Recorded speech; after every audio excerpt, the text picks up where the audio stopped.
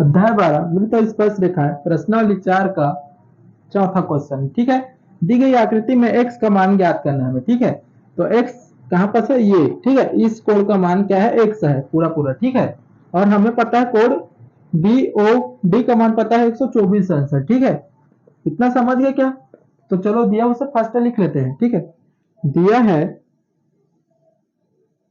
ठीक है, कोण BAD का मान दिया है हमें, BOD का ना, BOD का मान दिया है 124 अंश। ठीक है, BOD, ठीक है, 124 अंश दिया है।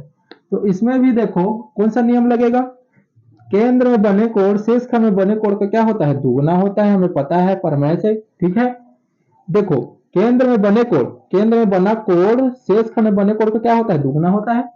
तो चलो लिखते हैं BOD, BOD बराबर दो गुना होगा किसके, BAD के, B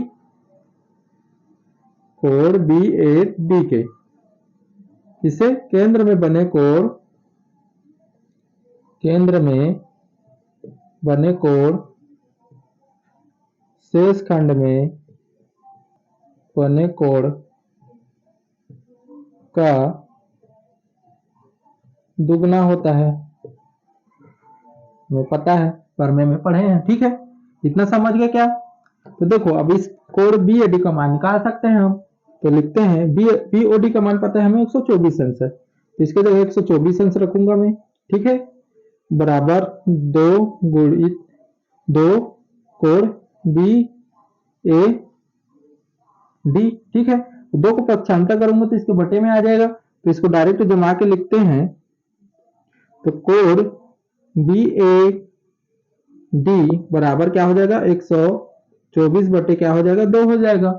तो 2 को इससे भाग करते हैं तो कितना आ जाएगा, देखो कोण BAD बराबर यह जाएगा 2 छिक्का 12 और 2 दूनी 4 यानी 62। ठीक है, कोण BAD का मान पता चल गया हमें 62 अंश। BAD इसका मान आ गया 62 अंश। ठीक है, इतना समझ गए। तो अब देखो इसमें अब चक्रीय चतुर्भुज भी बन तो रहा है, ABCD। देखो क्या है, चक्रीय चतुर्भुज बन रहा है ना। तो चक्रीय चतुर्भुज के समूह कोणों का योगफल कितना होता है, 180 अंश होता है, हमें पता है। तो लिखते हैं चतुर्भुज ABCD एक चक्रीय चतुर्भुज है, चक्रीय चतुर्भुज, चतुर्भुज है। ठीक है, चक्रीय चतुर्भुज के सम्मुख कोणों का योगफल क्या होता है, 180 अंश होता है। तो ठीक है, तो मैं कौन सा लूंगा, कोण ए और सी वाले को लेकर हल करता हूं। ठीक है, तो कैसे लिखेंगे, BAC लिख सकते हैं, BAD लिख सकते हैं, कोण BAD प्लस BAD। ठीक है, प्लस DCB लिख सकते हैं, कोण या BCD भी लिख सकते हैं, इस तरफ से भी लिख सकते हैं BCD। ठीक है, इतना हो गया, बराबर क्या होता है, 180 अंश। ठीक है, तो देखो कोण ए का मान पता है मुझे, कोण ए का मान कितना है, 62 अंश। तो इसमें मैं रखूंगा 62 अंश प्लस कोण BCD का मान पता नहीं है मुझे, उसी को निकाल रहे हैं। ठीक है, इतना हो गया। ठीक है, इतना हो गया हमारा। तो अब 62 अंश कुछ तरफ पक्षांतर कर देते हैं हम, तो क्या हो जाएगा, कोण BCD का मान पता चल जाएगा, 180 माइनस क्या हो जाएगा, 62, 62 अंश। ठीक है, तो कोण BCD का मान कितना आ जाएगा, देखो 10 में से 2 घटाएंगे तो 8 और 7 होगा, 7 से घटाएंगे 1 और ये 118 अंश। कोण BCD का मान कितना आ गया, 118 अंश आ गया। ठीक है, मतलब इस कोण का मान पता चल गया मुझे 168 अंश, मतलब 118 अंश। ठीक है, इतना हो गया। अब देखो मुझे क्या चाहिए, x का मान, मुझे इस कोण का मान पता चल गया, यहां से यहां तक कोण का, और यहां से यहां तक कोण का मान x है। ठीक है, तो इसमें देखो एक नियम, ये वाला नियम लगेगा, एक भुजा है। ठीक है, एक भुजा में ऐसे लंब डालते हैं तो क्या हो जाएगा, ये पार और इस मतलब पूरा क्या होगा, आसान सरल रेखा पूरा क्या होता है, 180 अंश होता है। तो इसमें भी वही वाला नियम लग रहा है। ठीक है, आसान कोण वाला। ठीक है, तो इसको पूरा पूरा जोड़ेंगे क्या हो जाता है, 180 अंश हो जाता है, पता है हमें। तो इनमें देखो इस कोण का मान x है और इस कोण का मान 118 है, तो इसको पूरा पूरा ऐसे जोड़ दूंगा क्या हो जाएगा, क्या हो जाएगा, आसान कोण बन जाएगा। ठीक है, आसान कोण बनेगा तो आसान कोण का योग कितना होता है, 180 अंश होता है, तो वही वाला नियम लगाएंगे हम बस। अब करके लिखते हैं अब, ठीक है।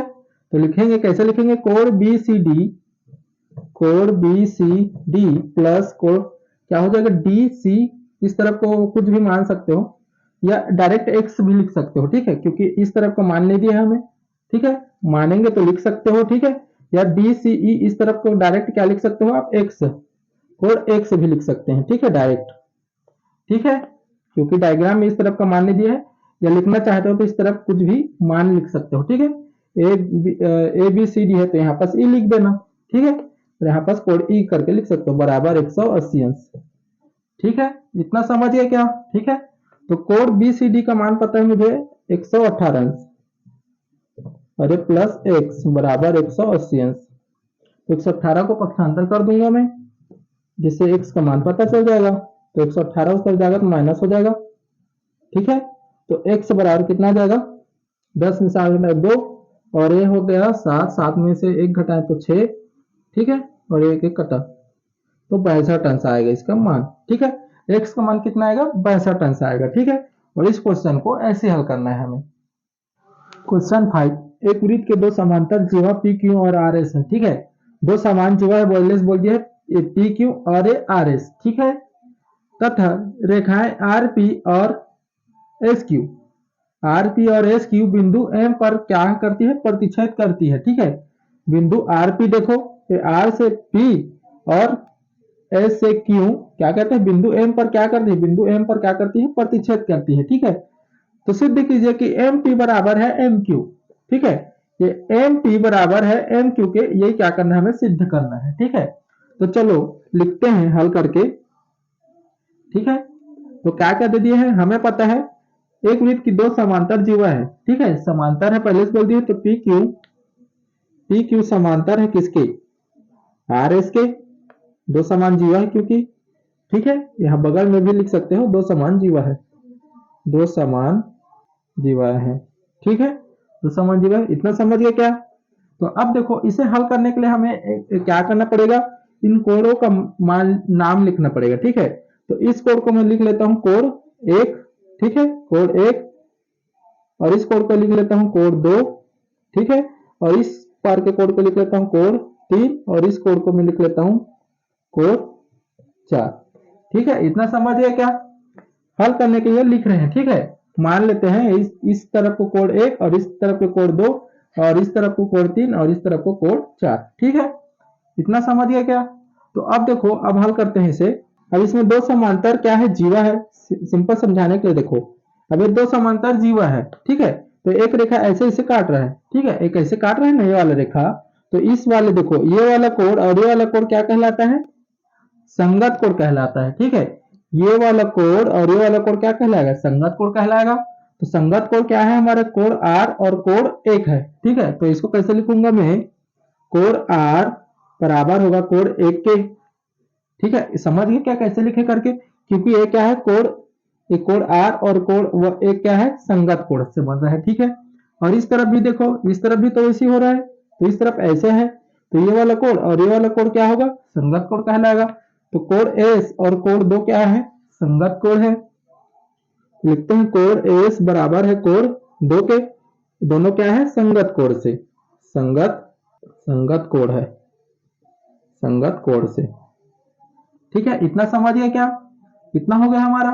तो अब देखो आगे भी, आगे ये वाला कोण देखो, जब भी अब दो समांतर जीवा है, ठीक है, दो समांतर क्या है, दो समांतर जीवा है, तो ये वाला कोण, ये सामने वाला कोण, ये सामने वाला कोण और ये सामने वाला कोण तो क्या कहलाता है, एक ही ओर का अंतःकोण कहलाता है, ठीक है, एक ही तरफ पर है तो एक ही ओर का अंतःकोण का योगफल क्या होता है, 180 अंश होता है, ठीक है।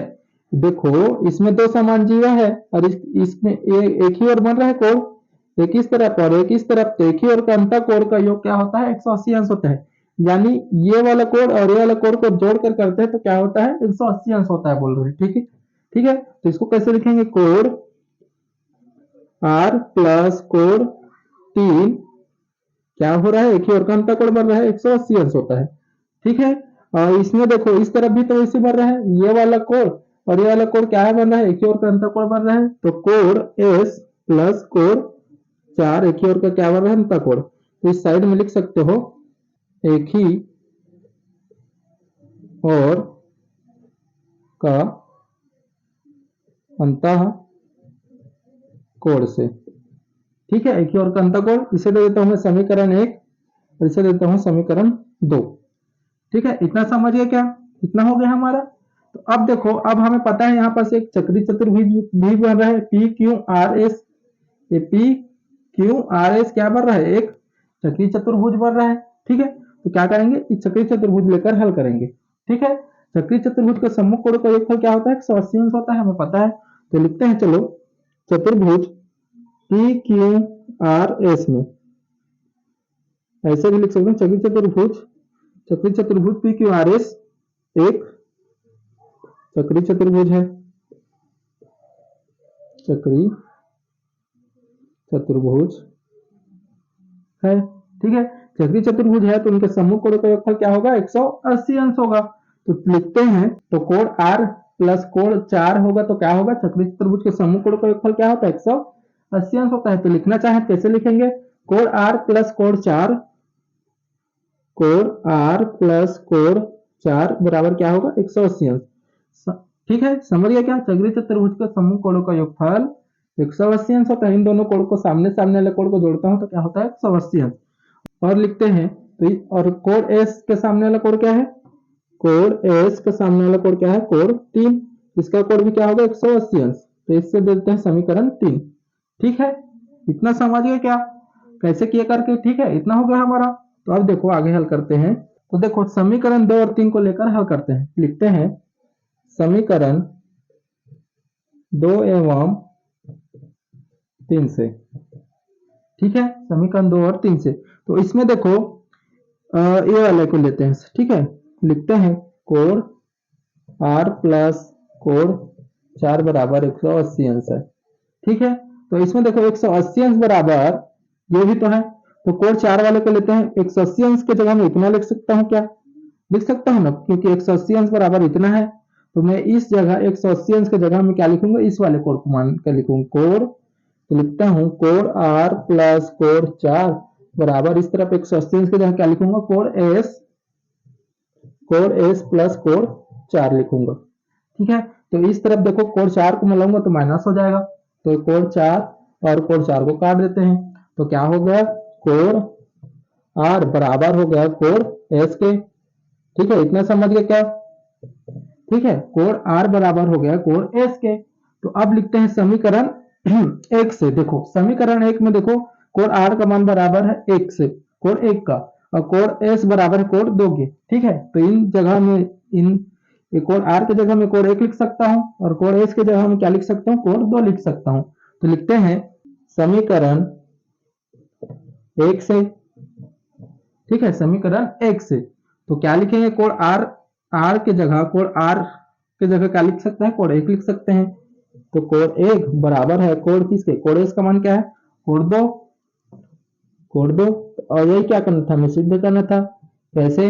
देखो इसमें देखो कोण एक ये वाला कोण है और कोण ए वाला कोण। इसमें देखो एक त्रिभुज बन रहा है ऐसे, और ये क्या है? कोण 1 है और एक कोण क्या है? 2 है। तो जानते हो किसी भी त्रिभुज में दो कोण बराबर हो जाता है तो उनके सम्मुख भुजा भी क्या हो जाता है? बराबर हो जाता है। हमने प्रमेय में पढ़े थे। देखो अब ये कोण 1 और कोण 2 क्या हो गया? बराबर हो गया। ठीक है, कोण 1 बराबर हो गया कोण 2 के। तो दो कोण, किसी भी त्रिभुज में दो कोण बराबर हो तो उनके सम्मुख भुजा भी क्या हो जाता है? बराबर हो जाता है। और यही क्या करना था? हमें सिद्ध करना था। इसमें देखो कि सम्मुख भुजा क्या है? एम पी और एम क्यू है, तो ये भी क्या हो जाएगा? बराबर हो जाएगा। और यही क्या करना था? हमें सिद्ध करना था। तो लिख सकते हैं, ठीक है, इसके साइड में लिखना है त्रिभुज के बराबर कोण कोण सम्मुख, किसी त्रिभुज के बराबर कोण सम्मुख